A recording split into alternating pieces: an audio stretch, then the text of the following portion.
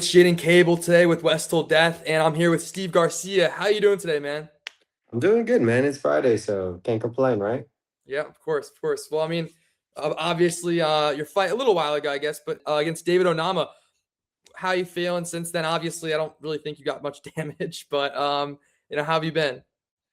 No, I've been pretty good. Yeah, it's kind of like you said. I didn't take too much damage. I had a broken wrist kind of going into that fight, Oh, so I had a cast on for a little bit. I think I just put the nail in the coffin, probably had a small fracture, and then, you know, finished it off in the fight. But other than that, I'm good, man. Just coming back from that, and hopefully get back in the mats and everything like that pretty soon. mhm. Well, definitely don't want to blow over that. Yeah, you had a fractured wrist. You said. Yeah. Were you I don't know, maybe like thinking of pulling out before the fight? Because that's not like a little injury, you know? Yeah, man. It wasn't anything like crazy. It just was. It just actually was kind of painful. Like when it first happened, it kind of was painful. So I have a good team here. I have a guy. His name is Brad Myessis that I work with, and I've been working with him for a long time. And he's a chiropractor, does like physical therapy and different things, so that I was able to continue to train and just pretty much cope. So I think it happened like 3 weeks before the fight. So I was seeing him at least 3 or 4 times a week, making sure that like all the muscles, everything around it, what happens is that there's a lot of inflammation that like tightens up around it and it becomes very hard to use and just cause a lot of pain just because of the inflammation. But yeah, man, we got through it, finished it off. Athletic tape does wonders, and yeah, man, we had a solid performance. Yeah, that day, did it hurt at all, or was it healed, or was it really still broken when you went into that fight? Like I said, I think it was fracture. So like there's probably a hairline fracture in there, and then like I said, after the fight, I went and got X-rays, and there was like a piece of the bone, just chipped off from my wrist. But yeah, we're good. We're good. I mean, bro, we're fighters, bro. Like this is Yeah, what happens. Sucks, man, but it happens. yeah. Well, some fighters are tougher than others. Some would pull out, but yeah, that's. Sure, I sure. mean, and you also, I mean, it's not like you lost either. I mean, you definitely won that fight. How Yeah. how did it even happen though? Was it like how did that even happen? So I was sparring one of my buddies. His name's Manolo, and he's in the UFC too. He's like I think the second Italian in the UFC. I don't know, but it was very very strange. Like we were sparring, and it was a like MMA sparring day, and I had thrown an uppercut, and my thumb like got lodged in his like mouth almost, and it like tweaked. It was like a freak accident, something that just never ever happens, and it happened. So it just kind of weird. I felt like a little like I don't know, a little crack like in my wrist. And I finished off the sparring day, and then there's like a ball like on the end of your like Yeah. wrist. It just like swells up. And so I was nervous because I was like, that's really not feeling like it should be. So anyways, this is what it was. Yeah. All right. Well, I mean, it still played out well for you. So, obviously ended pretty quickly. Did you expect David Onama to, I don't know, I guess, lose that quickly, or did you expect to beat him that easily? I don't expect to beat anybody easily. People like, bro, like that was like a walk in the park for you. I'm like, bro, like you have no idea. But with Onama, I expected a whole lot more out of him. But like, I knew that like I knew if I did what I was like, planning to do and not let him get started, I just knew that it was just gonna go in my favor. Mhm. I found my range quickly.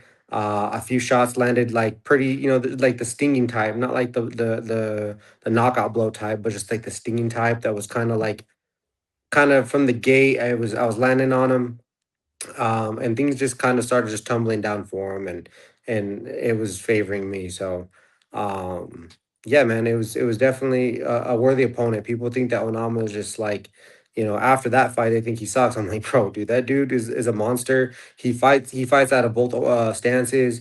He has really great combinations from both stances. Like that dude's good, bro. Like he was one of my tougher training camps just because I had to be prepared for both styles. You know what I mean? His right and left style. And I just made sure that like I did everything I could to be prepared for him. And I was ready to go 5 rounds, man. Like I could not get tired um in training and stuff like that. It was weird. It was just like the weirdest thing to where like I couldn't. I was even having a hard time burning calories just because my metabolism was going pretty crazy, which is weird. But I was just ready for everything. I was ready for his, because he hits hard. I knew every time he hit you and landed, it was gonna hurt. So there's just certain people you can take shots from, and it's just like, yeah, but not him. Like even I think his first blow he hit me with, that was like somewhat significant. He cut me.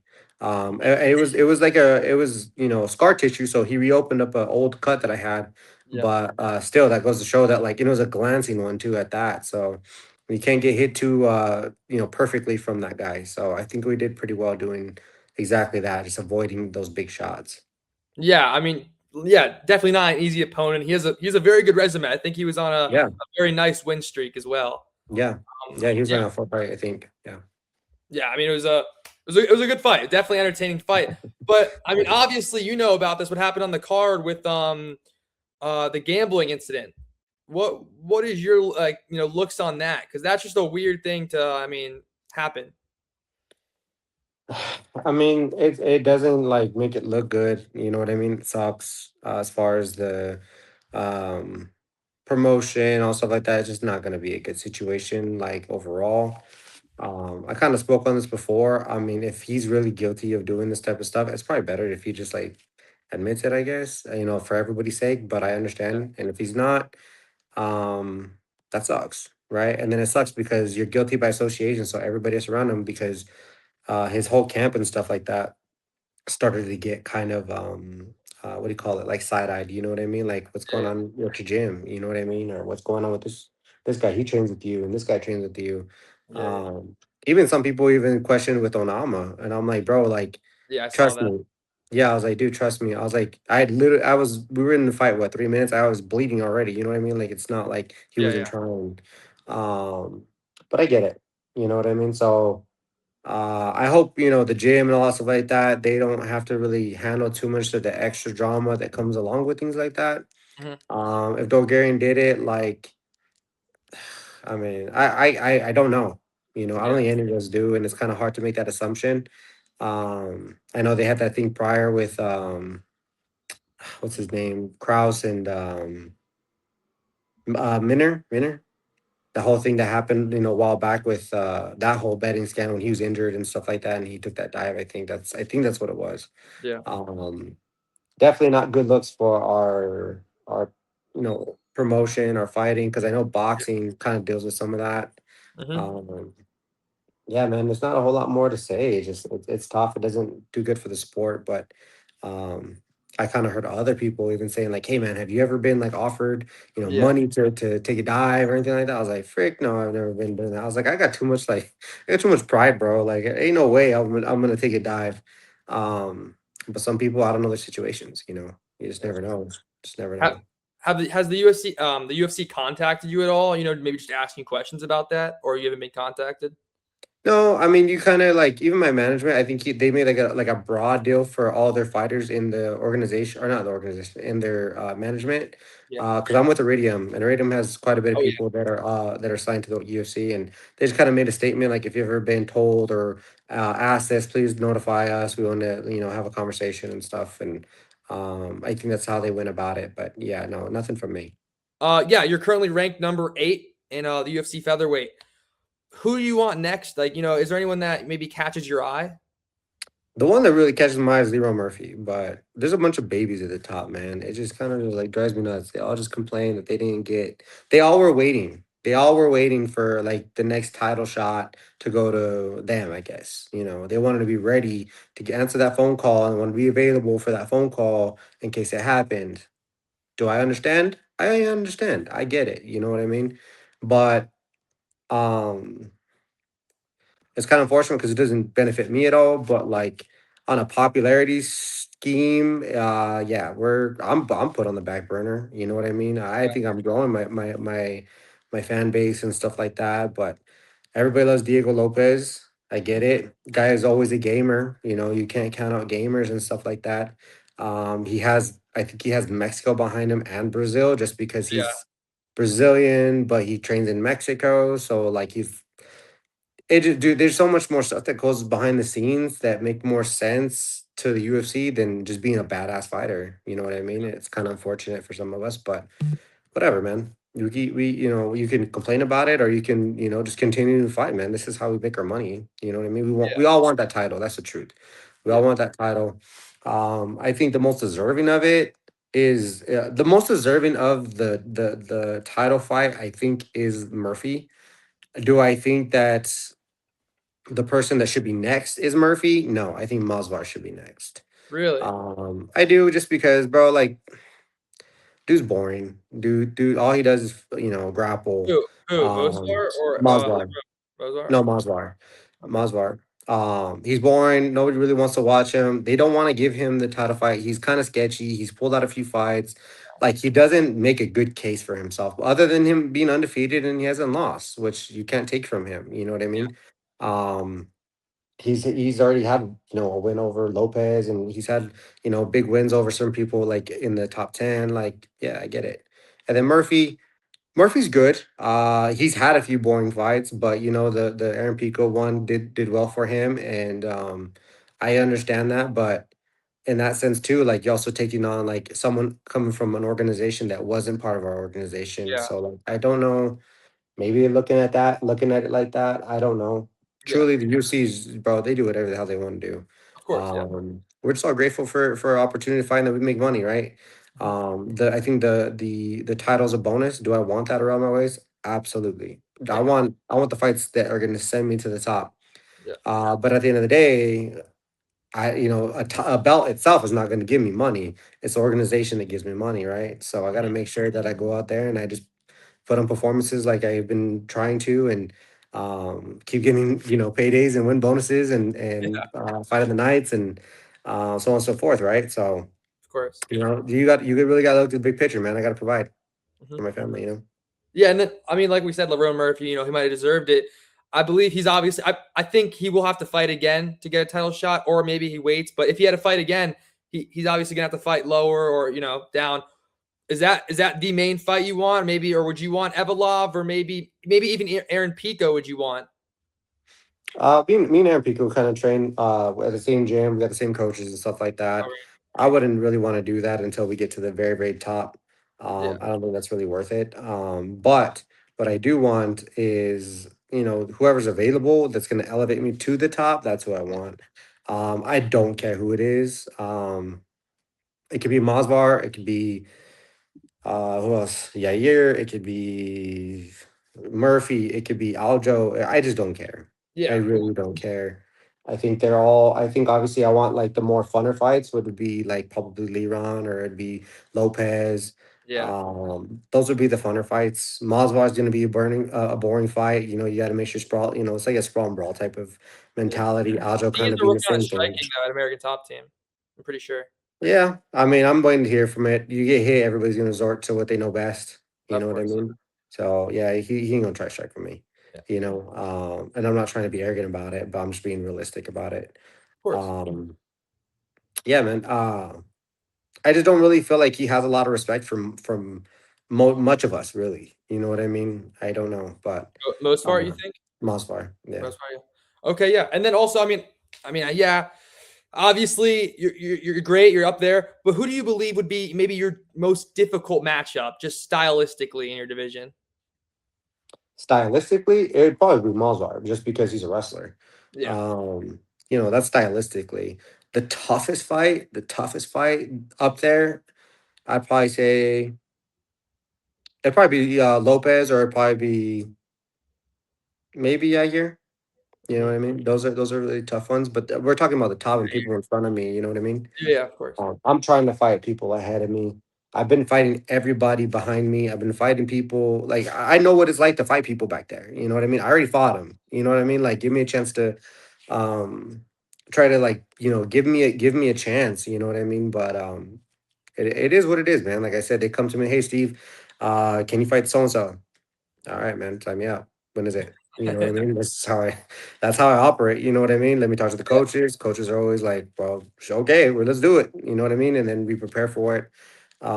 The only thing I struggle with are like really short term fights, like short notice fights. Mhm. Give me a 5 week or 6 week. If I'm in like really, really good shape coming off of a fight, I'm in. But it's not just about being able to just like compete. You know, I got to show up and be prepared for these guys are killers, right? Like we're literally trained killers.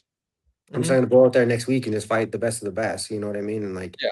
really, really expect that I'm going to have a favorable. Nothing favors you. You know what I mean? You might get a little bit bigger payday, but um, yeah, man. People just from the outside don't really know a lot about what goes on, and it just is what it is. Yeah. And then talking about paydays, I mean, you've had multiple performance bonuses. What's maybe the most crazy purchase or maybe just most impulsive purchase you've had so far? I mean, I don't really know if I'm not really that guy. You know what I mean? Yeah.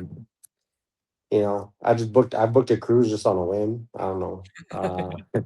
You know, I booked a cruise on a whim.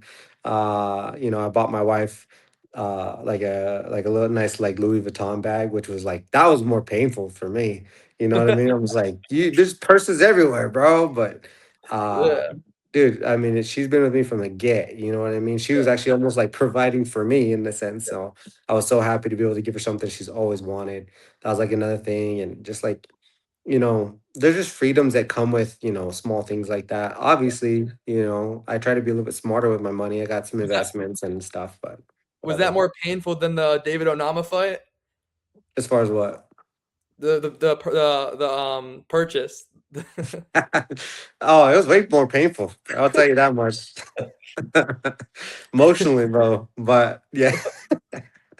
It's all right. Like I said, she deserved it. You know what I mean? I Yeah. have no problem doing that for my wife. But I wanna create a great life for my family. And I'm like big on memories. You know what I mean? Like my kids, like I bought my son um like toys and stuff like that, but he'll be over in a month or two, you know, and Yeah. just pieces come off, whatever cases. But every time we're going like on a vacation or we go on a cruise, man, like he wants to go back and he'll always, Dad, remember when we went and did this and we did that? You know what I mean? I'm like, yeah, I do. He says, can we do that again? You know, just like that's like as a dad, you know what I mean? That's like my fun. You know what I mean? That's like where my joy comes from. And yeah, man, I would do that over and over and over again for them just so that like, you know, they'll have those memories, you know, unless you know, something really bad happens and you can't remember again. But I mean, those will be with them forever, you know? Yeah, of course. Yeah. Yeah, that's awesome. That's great to hear. I'm happy to hear that. And yeah, talk about you. Your real name is Esteban. What made you go with your middle name Steve? And also who gave you the nickname Mean Machine? Yeah. Well, it's funny because I live in New Mexico, but everybody has a hard time saying Esteban. Which was even more funny that it was always my like, you know, substitute teachers or whatever the case is, and they throw a B in there, they throw a PH in there, like Estefan or an F or Esteban. I'm like, how are you a substitute teacher and you can't say Esteban? Like, and then you live in New Mexico. Yeah. So we just resort to Steve. You know what I mean? It's easier for people to say. You know what I mean? And yeah, I just like it. I don't know. It's always kind of been that way. You know what I mean? And Steve's just easier to say. That's why we did that. As far as the Mean Machine goes, I was actually originally just the machine. Just I was always trained all the time. I could go all day. Um, yeah, man, I was just like a workhorse, always going. And I didn't like the fact that like Mark Hominick was also the machine, like back in the day. I Yeah. don't know if you know who that is, but he was a UC fighter back in the day. And it's like, man, I was like, I don't want the machine. I want something else. And like, well, machine's already there. Like you're a machine, literally. And I was like, okay. And then I trained at like Mean One, which was Keith Jardine's old school. And every time I go fight, you know, it's like, bro, he's just freaking mean, those guys, man. You just, you know, bully them, you do whatever, you just, you know, so we just combined the name, man, and it was just the Mean Machine, you know. Yeah. A lot of people think that I just really like the longest yard. I was like, I like the longest yard, but I didn't get it from the longest yard. You know what I mean? But yeah, Yeah. man, that's kind of how it all kind of came about. It just kind of just, you know, combined the two names. Okay. Yeah. I mean, yeah, it's a solid nickname. And also, we have Marab now as the machine, so it's good. Have a Yeah. little difference. Yeah, and honestly, Rob, I mean, he's the definition of a machine, man. He can go all day. So I mean, I feel like that fits him. Oh, 100%. The guy's endurance is like Yeah, no. unworldly. It's insane. But I mean, now since you're taking I guess a little break now. We have 6 weeks until the next card, and I'm guessing you're not going to be on that card. What's the average week look like for you? Well, I mean, right now it's been a little bit different since the injury, but I make sure that I've just been running. You know what I mean? I'm technically not supposed to do a whole lot till next week. I've been Yeah, dabbling in a little bit. I've been doing some light sparring, just a little bit of here and there. You know what I mean? Nothing crazy, but I hope to start ramping it up next week and the week following. Obviously we're in, like, the holiday at realm, so yeah. enjoy, being with my family. Enjoy, like, the festivities and the food and stuff. Some years I get to, some years I don't. Um, so yeah, I mean, I'm just gonna enjoy that. But to be honest, like, I'm actually been kind of just like wanting to hear what would be next. The only thing I told the UFC is that I can't fight in May. That's all I told them. I was like, so anything before, I'm game. Yeah. So I think the best timeline for me to be like primed for where, like, I'm confident that my wrist isn't gonna give me issues. I'm not gonna have any problems like that. I think February or March would be like the perfect scenario. But UFC and fighting and stuff like that is never about being perfect. It just, can we figure it out and it makes sense. Understandable. Yeah, you want to be obviously your best form to give everyone that give them everyone a show. Yeah. Yeah. Also, I've been seeing this everywhere. I see that UFC fighters talking about street fights. Have you ever been in a street fight? So I was just talking about this last night. So there's been so many different times where I was supposed to be in street fight, and I was able to take it out of the street and always bring it into my gym. Hmm. So I always had a key to my, like, especially in high school, I always had a key to where I trained at.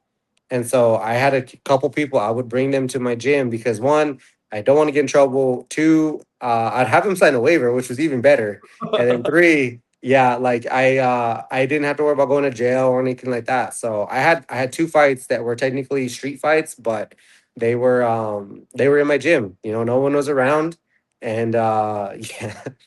Yeah, dude, it was funny. I'd walk through the deal, I'd have him sign a waiver, and I'm like, bro, like, if you game, we're throwing hands. I was like, I'm not even gonna kick you. I was like, oh, we're gonna throw hands. And I'd roll out the janitor's, like, mop bucket, and they would think I was like super cocky or whatever the case was. I was like, dude, I'm just not gonna clean after yourself. So I was like, when this whole place is full of your blood, you're cleaning it up, and that made him even more mad. So there's been a couple instances where I've done that, and yeah, man, it exactly how you would think it would go. It went, uh, and it's funny because one of them I became really close with. Like, he was one of my buddies afterwards. He's like, "No, you're real," and he's one of the few that call me Esteban.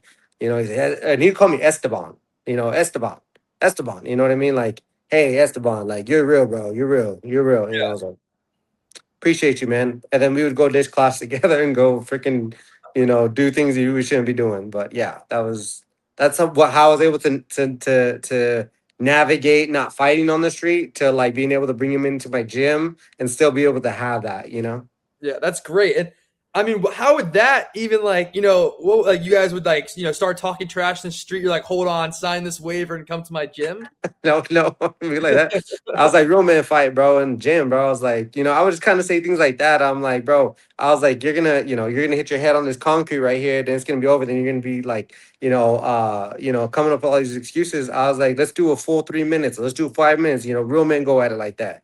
You know what I mean? And I would kind of like, I would kind of manipulate the situation just to get them to come to my gym. You know what I mean? And there was even times where, like, I tried very hard to get them to go fight in the wrestling room because I was really, well, a lot of people don't know this, is that I was really close with Miss Nickel, and Miss Nickel used to be my weightlifting coach, and Miss Nickel is Bo Nickel's mom.